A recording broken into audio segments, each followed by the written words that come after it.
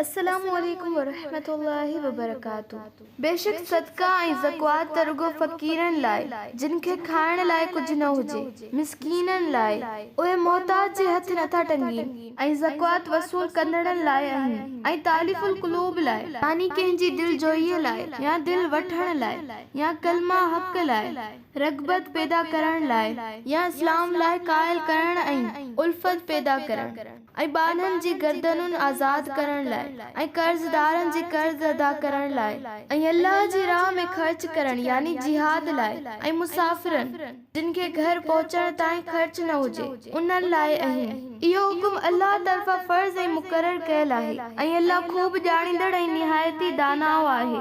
ऐं उन्हनि मुनाफ़िक़नि मां के अहिड़ा बि आहिनि जेके नबीअ खे बदगोई करे या नाशाइस्ता अल्फाज़ चई ईज़ाइनि था ऐं चवनि था त हू नबी त रुगो ॿुधंदड़ आहे यानी हर ॻाल्हि मञंदड़ आहे।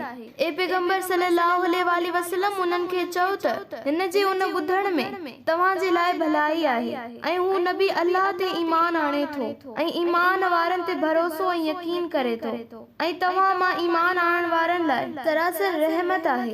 ऐं हिन ॻाल्हि खे कॾहिं बि न विसारजो त जेके अल्लाह जे रसूल खे ईज़ाउ पहुचाइनि था उन्हनि लाइ दर्दनाक अज़ाब आहे। उहे मुनाफ़िक़ अव्हां जे साम्हूं अल्लाह जा कसम खणी अव्हां खे राज़ी करण घुरनि था, हालांकि जेकॾहिं उहे मोमिन आहिनि त अल्लाह ऐं संदसि रसूल जो वधीक हक़ आहे त उन्हनि खे राज़ी कनि। छा उन्हनि खे ख़बर न आहे त जेको अल्लाह ऐं संदसि रसूल जी मुखालिफ़त या मुक़ाबिलो कंदो त उन लाइ यकीनन जहन्नम जी बाहि आहे जंहिं में हू हमेशा रहंदो। इहा वॾी रुसवाई ऐं ख्वारी आहे। मुनाफ़िक़नि खे डपु आहे त किथे मुसलमाननि ते का अहिड़ी सूरत नाज़िल न थिए जाके मुनाफ़िक़नि जी दिलनि जी ख़बर न ॾेई छॾे ऐं भेद खोले छॾे। ए पैगंबर सल्लल्लाहु अलैहि वसल्लम खेनि चओ त ठठोलियूं करे वठो, बेशक अल्लाह हर उन शइ खे पधिरो कंदो जंहिंजो अव्हां अंदेशो ऐं डपु करियो था। ऐं जेकॾहिं तूं उन्हनि मुनाफ़िक़नि खां पुछंदे त छा सुस करे रहिया हुआ, चवंदा असां त रुगो खिल भोग या चर्चा पिया कया। ए पैगंबर सल्लल्लाहु अलैहि वसल्लम खेनि चओ त छा तव्हां अल्लाह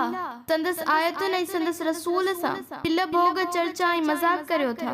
हाणे बहाना न करियो, तव्हां ईमान आणण खां पोइ कुफ्र करे चुका आहियो। जेकॾहिं असीं तव्हां मां कंहिं जमायत खे माफ़ बि करियूं त कंहिं जमायत खे ज़रूर सज़ा ॾींदासूं, छाकाणि त उहे यकीनन मुजरिम यानी ॾोहारी आहिनि।